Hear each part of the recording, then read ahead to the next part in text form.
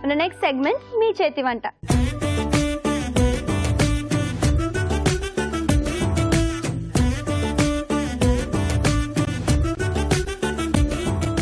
నమస్తే అండి. నమస్తే. నమస్తే. నమస్తే. మీ పేరు? శృతి అండి. ఓకే, శృతి గారు ఎక్కడి నుంచి వస్తున్నారు? హైదరాబాద్ నుంచి. ఓకే, హైదరాబాద్ లో ఎక్కడ? కొత్తపేట. కొత్తపేట. మీ పేరండి? స్వాతి అండి. స్వాతి గారు ఎక్కడి నుంచి? హైదరాబాద్ నుంచి అండి. ఓకే, మీరు హైదరాబాద్ లో? కొత్తపేట అండి. ఓ, ఇద్దరు కొత్తపేట నుంచి.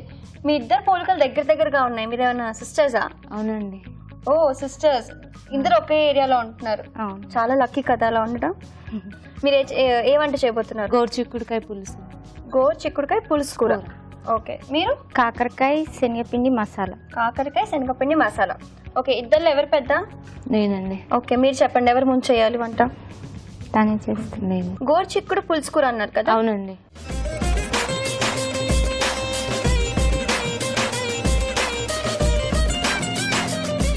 గోరుచిక్కుడు పులుసు కూర తయారీకి కావాల్సిన పదార్థాలు ఏంటో చూద్దాం. గోరుచిక్కుడు పులుసు కూర తయారీకి కావాల్సిన పదార్థాలు: గోరుచిక్కుడు 1/2 కిలో, బియ్యం పిండి 2 టేబుల్ స్పూన్లు, పోపు దినుసులు 1 టీ స్పూను, ఉప్పు తగినంత, చింతపండు గుజ్జు తగినంత, బెల్లం కొద్దిగా, పసుపు చిటికెడు, నూనె 3 టేబుల్ స్పూన్లు. గోరుచిక్కుడు పులుసు కూర. స్వాతి గారు స్టార్ట్ చేద్దాం. ఫస్ట్ ఏం చేయాలి? ఆయిల్. ఆయిలా?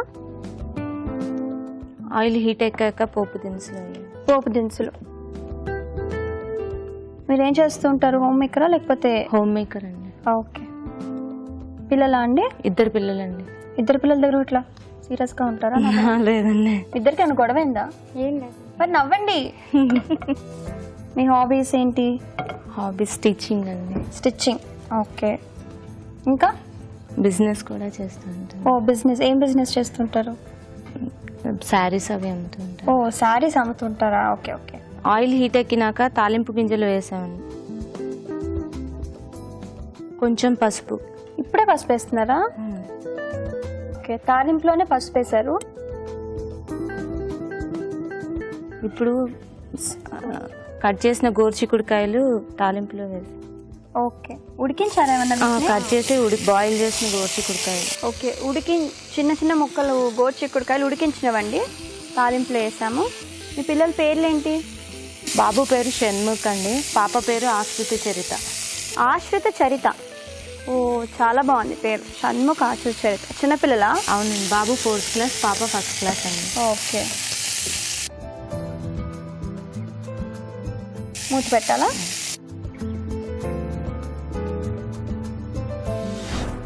చాలా చాలా. ఇవి కొంచెం మగ్గినాక దీంట్లో బౌల్ తీసుకొని దీంట్లో కొంచెం చింతపండు. ఓకే, చింతపండు పులుసు కోసమా? అవునండి. ఓకే.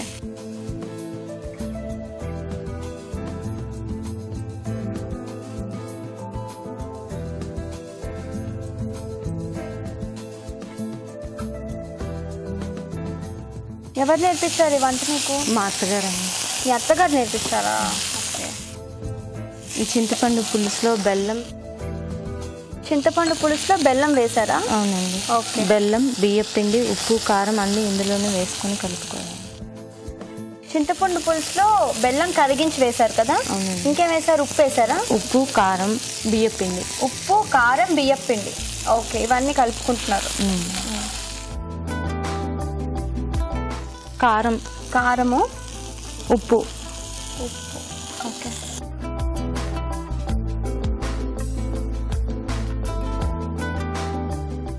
తర్వాత కొన్ని వాటర్.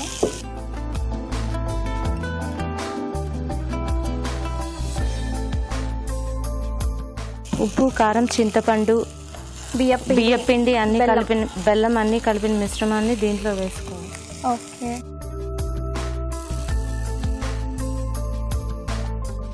కొంచెం స్వీట్ గా ఉంటుంది కదా ఈ కర్రీ, బెల్లం వేసారు కాబట్టి. పుల్లగా. ఓకే. ఎక్స్పెరిమెంట్స్ చేస్తూ ఉంటారా వంటల్లో? కొత్తగా ఏమన్నా చేస్తూ ఉంటాను. రాజు గారు చెప్పే వంటలన్నీ అన్ని ట్రై చేస్తూ ఉంటారు. అక్క చెల్లెలు ఇద్దరు కలిసి దగ్గర ఉంటారు కాబట్టి యూజువల్లీ పెళ్ళిళ్ళు అయిపోయాక కష్టం కదా కలవడం. కానీ లేదు, పక్కనే ఉంటారు. మీరు మాత్రం అదే అంటున్నా, అందుకే చాలా అదృష్టం అంటున్నా. ఉండడం కూడా దగ్గరే ఉంటుంది. ఓకే. ఉడకాలా అండి ఇది ఇప్పుడు? ఉడకాలండి, కొంచెం మగ్గేదాకా ఉంచాలి. ఓకే, మూత పెట్టాలా లేకపోతే ఇలానేనా? మూత అవసరం లేదండి, ఇలాగే. ఓకే, మీ పిల్లలు ఇష్టంగా తింటారా ఈ కర్రీ? తింటారా? ఓకే, అయిపోయిందా? ఇంకేం వేయక్కర్లేదా? కర్రీ అయిపోయిందా? వావ్, ఇంత ఫాస్ట్గా అయిపోయింది. సర్వింగ్ బౌల్లోకి తీసేయండి.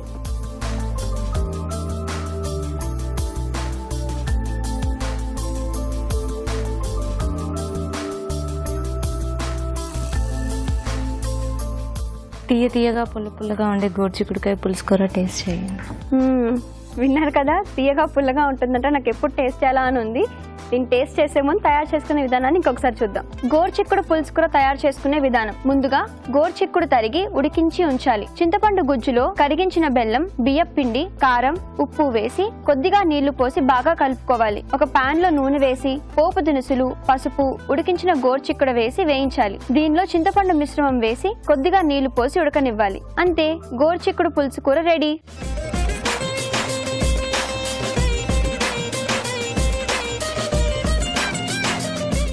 రాజు గారు, స్వాతి గారు చేసిన గోరుచిక్కుడు పులుసు ఓకే టేస్ట్ చేద్దాం.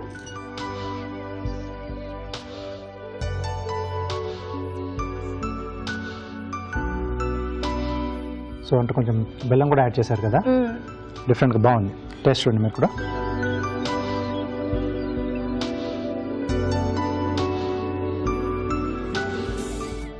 ఆ పులుపు కమ్మదనం తర్వాత గోరుచిక్కుడుకు మంచి ఒక ఫ్లేవర్ ఉంటుంది. సో అది తింటున్నప్పుడు ఆ ఫ్లేవర్ చాలా బాగుందండి. గోరుచిక్కుడు పులుసు కూర చాలా బాగుందండి, తప్పకుండా ట్రై చేయాల్సిన కూర ఇది. ఇప్పుడు మీకోసం ఒక చిట్కా.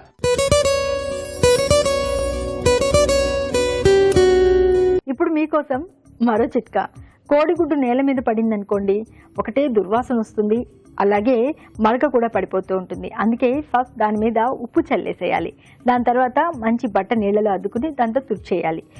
ఇంకా కూడా మరక అలాగే ఉంది, స్మెల్ వస్తూ ఉంది అనుకుంటే వెనిగర్లో అద్దిన బట్టతో కనుక క్లీన్ చేసినట్లయితే మరక శుభ్రంగా పోతుంది, దుర్వాసన కూడా రాదు.